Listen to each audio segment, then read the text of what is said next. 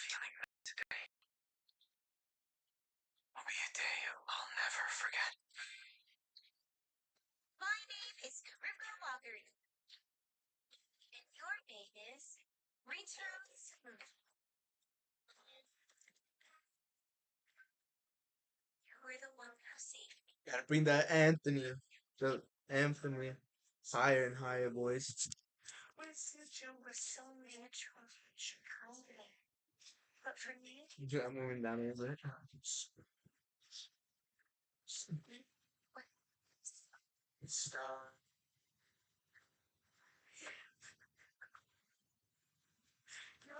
you're time for me. For sharing experience. I would love to be. I really like you too, Rintaro. Only yet, man. I'm feeling today will be a day I'll never forget. How do people come up with anime, first of all? Chat. Who came up with anime? Swear to God. Say wallahi, bro. Say wallahi. Swear to God. Are you seeing a damn? Wake up, Mimic. It's been Mimic? quite some time since we've properly talked to each other. What's happened? What's up, Frank? Feels different. Something feels off. What happened? You have been upgraded. Been spending some time. You've been offline ever since then. Go ahead and show me what you got and what you feel about it. I have fingers. I can rotate my torso. So, these are upgrades. My mouth still feels weird though. Yeah, sorry. I gotta get used to it. How long have I been offline? About 3 months? It took you that long just to do all of this? Yes. You know how long it takes me to get time to work on you? I have a full-time job, you know. Forklift driving. I don't need to hear it. Uh-huh. The freak? So, Chat. does that mean I'm back? What is this? Or are you going to take me out again? Or if it's just in the dark again?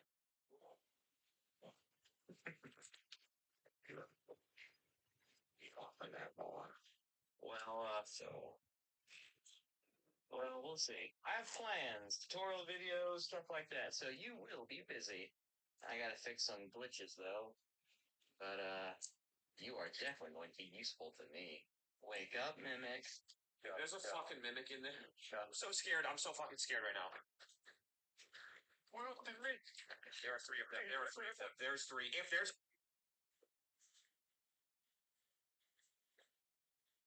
What kind is this?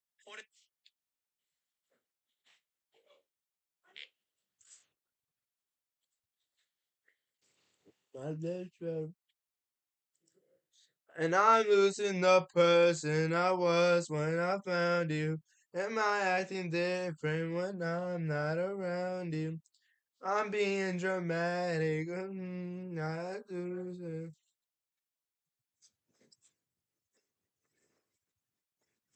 Oh, that's soft chat. Whoa, gangster. That's it? Alright, that's crazy. Chat, can you guys hear that?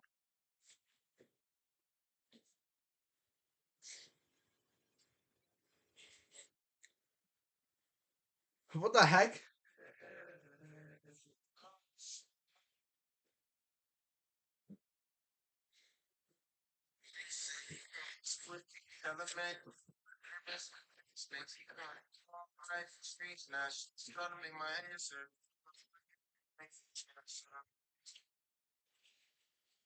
Let me subtract this.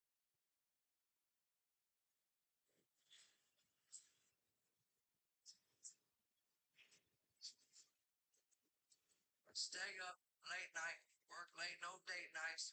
You follow with me, I'm fine with me. Still. Facebook, you place every combination. Top of the morning, I top in the beam. I walked out of Saks and walked straight to the names. Off white, let him. Bitch. Yeah.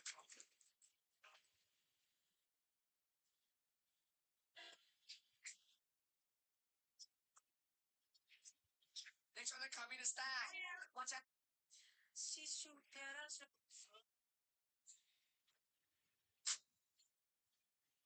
Don't you forget. Hey, don't people get engaged? I know you're living loaded. Don't have no person. I should be myself, but you shouldn't have to wait. Can't lose, you can't. I'm so sad, so selfish. I've been chilling in the city with a money store high, and the girls don't get married. Don't. Break my heart. I dare you. I want you to.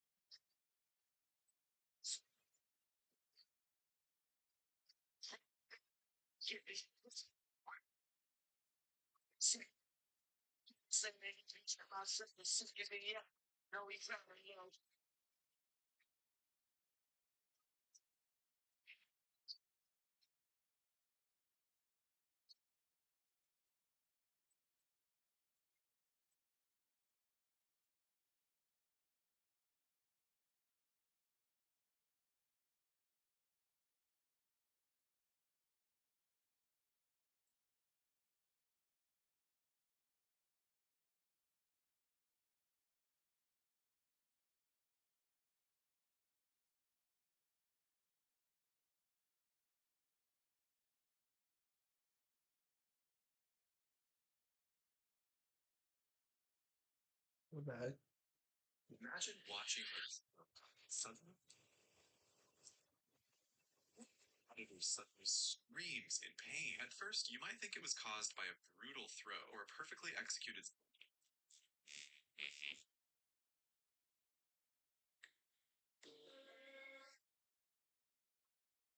You know, I asked God.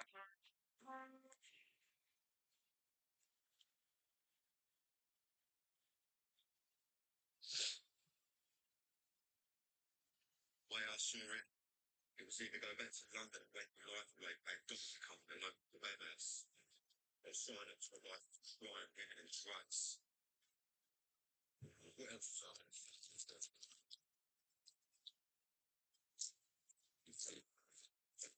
Why I saw just what you and I know it's gonna be.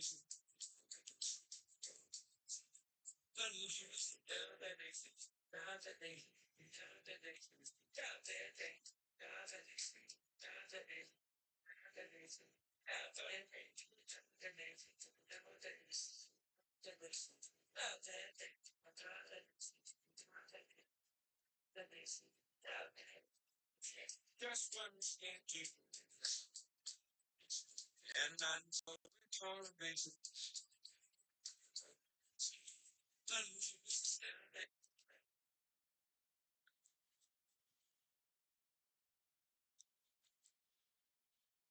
All right, boys, we're back on. Ladies and gentlemen, welcome back. Never was to have him keep watching over me. I wanted him to see me become Hokage, but I only showed him the worst, most uncool side of me. I ever wanted.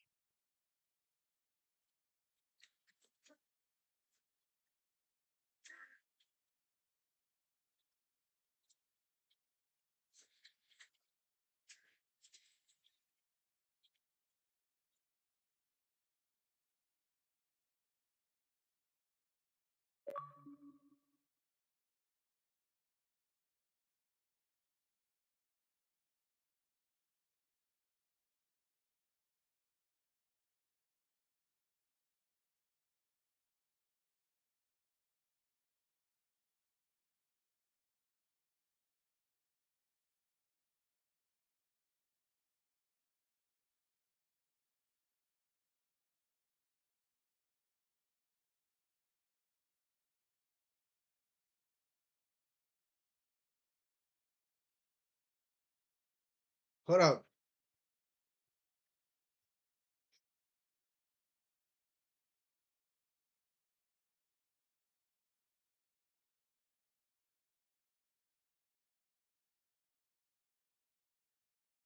That's crazy though.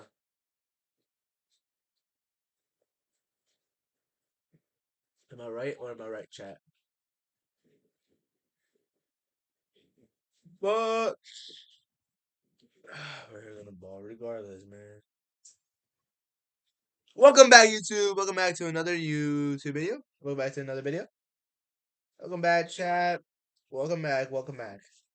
See, we gotta stay on the grind. If we don't stay on the grind, then what do we have?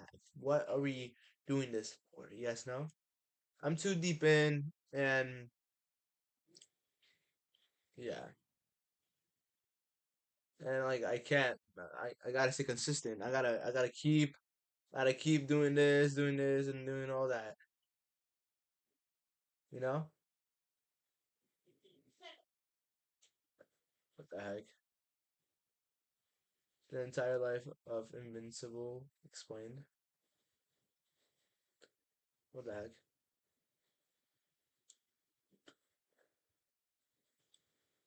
Landed on Earth, where he encountered a human called Deb.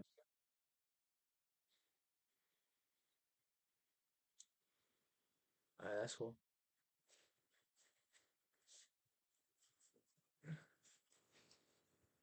Huh, interesting. To spend $1 trillion in NY is crazy. Did they say a skinwalker?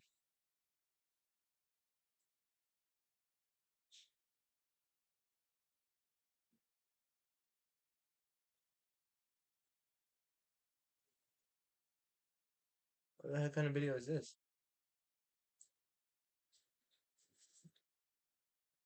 We have got to the point What up, where chat? literally What up, chat? anybody. Let him cook. Let him cook. So yes, chat. It's weird. We have got to the point where literally anybody can build a fully working app without knowing how to code. This is Base 44. This is a first look at the current industry-leading AI app builder, and you wouldn't believe the kind of apps that people are creating. Smart nutrition apps, inventory trackers, onboarding tools, you name You name it. In my days, what the heck? it. And if the only thing stopping me from making the app is the idea, then why not build?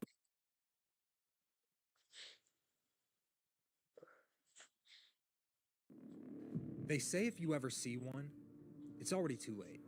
It doesn't What? matter where you are, the desert, your backyard, a lonely stretch of highway. Once it marks you, it will find you. And when a skinwalker has its sights on you, there's very little you can do to stop it. It starts small.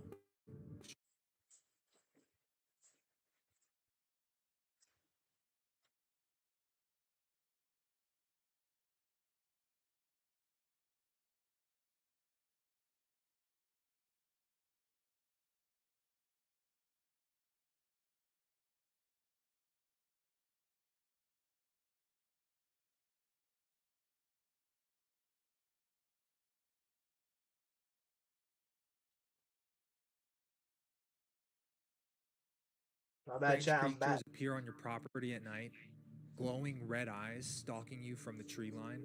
What? Then suddenly your home comes alive with something unseen.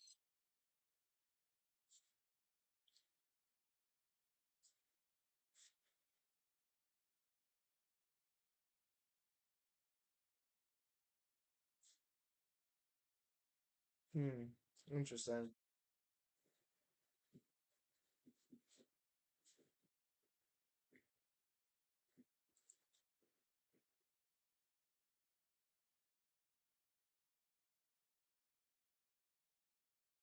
Very well. Let's look at this one. All right, chat. Let's look inside. Let's look what this is. $50,000 is insulting. That crab, it's Lockbit's signature, the world's deadliest ransomware. Behind it sits one man, Dmitry Koroshev, with 2,000 companies across 120 countries, Boeing, hospitals, banks, even the FBI itself. More than $100 million and counting. Bro, come on.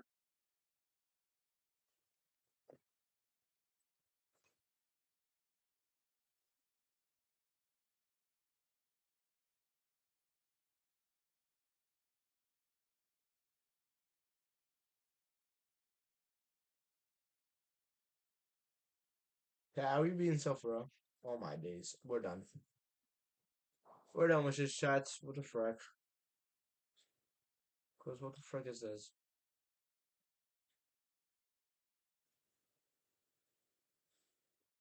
Yeah, flip that. We're not doing that.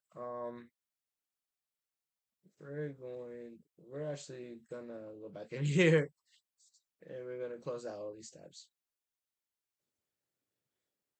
Look how much.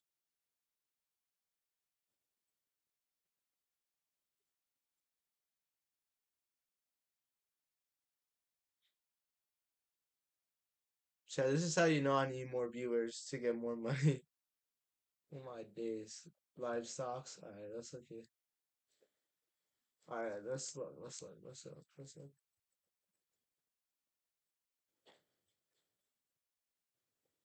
Oh, how big is man showing here? Hold up. Switch for 2 minutes. Let's delete this. How much did I make? Damn, I'm down negative 5,000. Don't worry, chat. I'll make that back real quick.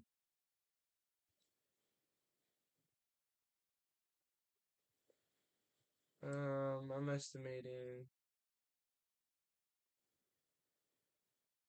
Nah. Hold up, chat. We gotta go to 1 minute. Trade the market. Nah, bum out market, bro. Damn, so many liquidity sweeps in my days. Imbalance. What the heck? 2 small candles. And then big drop. And then price climbs back up here. Big, and then another one. And then it comes back up. Then a little bit, some half of one, and then a little bit, and then half. Then all the way up, and then back down, and all the way up, and then back down, and then it keeps, then and then comes, and then keeps, then come up, then keep, and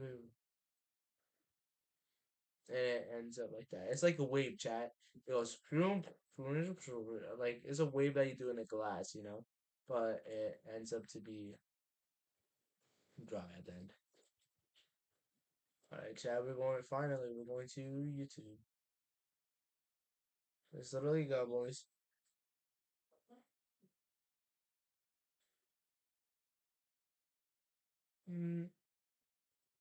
What the heck?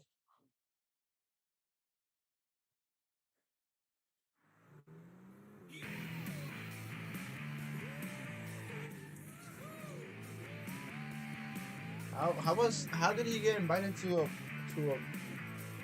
thing?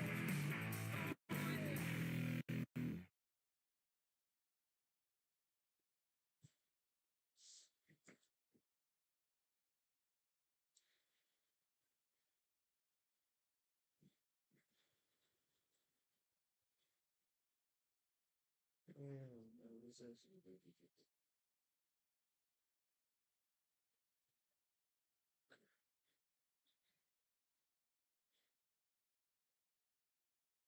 Are we for right now?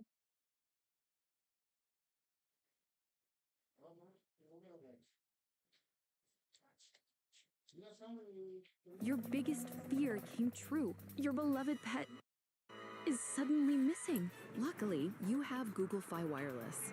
It's fast. Because every second counts when you're chasing down leads. Bum YouTube, bruv. What the frick? October 8th, 1988. Grab your Innisbrook snacks, Resort, boys. Florida. Grab your A man snacks, in a grab your tailored drinks, tuxedo everything, walks grab into your his own wedding thing. rehearsal dinner. No. Cartel money men, bankers from a $20 billion institution, clinking champagne, handing him gifts. They think they're celebrating a friend. They're walking into the largest undercover bust in federal history. The groom's name is Bob Musella. He doesn't exist. For 2 years, federal agent Robert Mazur lived as Musella, laundering $34 million in cartel cash, recording 1,200 conversations, carrying a briefcase with a hidden recorder that meant instant death if discovered. He dined with men who dissolved rivals in acid. He shook hands with bankers who knew whose blood was on the money and offered to clean it faster. But the wedding isn't a celebration. It's the trap. Every limousine is driven by a federal agent. Every seat is choreographed. One wrong call and targets across 3 continents vanish by sunrise. Mazur has to perform the happiest night of his life while knowing everyone embraces. Okay, bye. Yo no voy a dormir, ¿ok? Bye bye. Freddy tiene para las 5 y yo me voy para Ay, ma. mañana. Te voy a dejar Okay, sir. Him will be in Hey.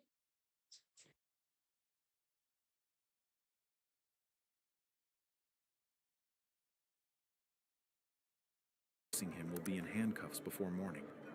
How did one agent fool an entire cartel, and what happens when my they bad, see his my real bad. face? September 1986, Tampa, Florida. The cocaine keeps flooding South Florida, but the drugs aren't the real problem. The money is. Every street sale converts into cash.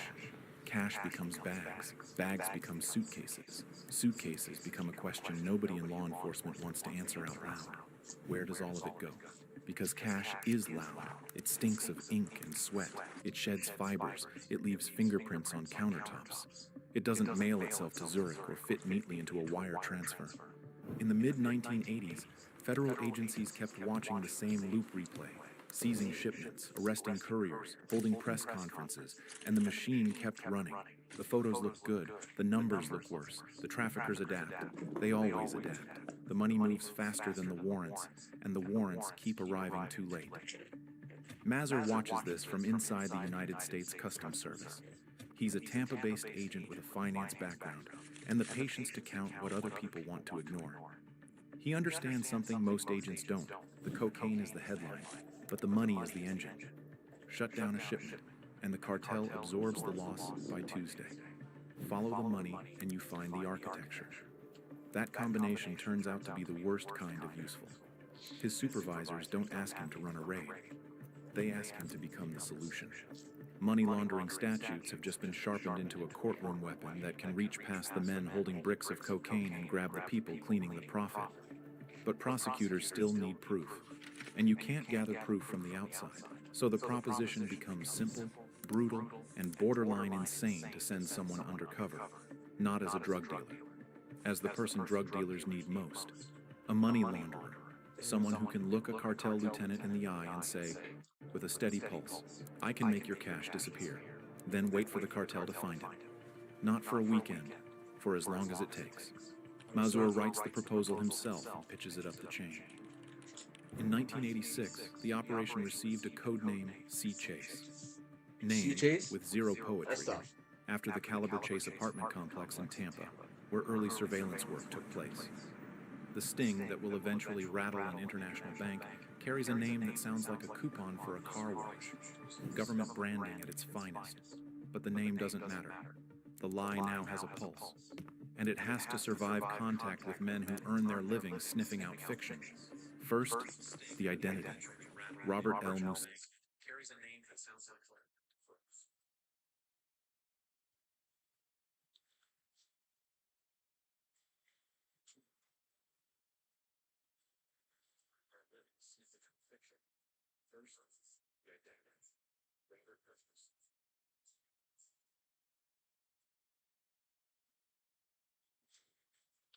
The critical rule is Musella can't be a stranger to Mazur. A character you invent from nothing has scenes. It answers questions a half-second too slowly.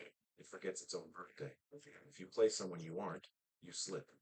So Musella becomes a fork-in-the-road version of Mazur himself. Same mind, same humor, same discipline, different allegiance. Now the underworld has to believe Musella exists before they ever shake his hand. So the team plants the character. Informants drop his name in the right rooms. Criminals hear the rumor from people they trust. Real care means real access to mental health and substance use care.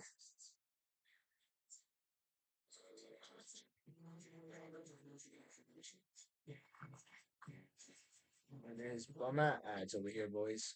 Trust travels faster than truth in that one. After all, reputation grows like a ghost story. By the time Musella finally appears, the room already swears it's seen him before. The lie has a pulse. It has a wardrobe. It has a reputation. Now it has to survive its first real interrogation. And the men who come looking for Musella don't arrive with business cards. They arrive with tests. Not formal tests, not paperwork. The kind where a wrong answer doesn't end your career. It ends you. Every test hides the same question. Are you real? If Mazur fails the first one, he doesn't get fired. He gets buried. So when he walks into that opening meeting as Musella, he isn't stepping into a role. He's stepping onto a wire. And below the wire is a grave. What does the cartel's first test look like? And what happens to Mazur's hands when the cash arrives? Interesting. And if the lie is already this fragile on day one, how does it survive 2 years? Interesting. Dirty money. The first rule of infiltrating criminals is that they don't recruit you. They audition you. They watch your hands, your eyes, your posture. They listen for the micro-hesitation that betrays performance.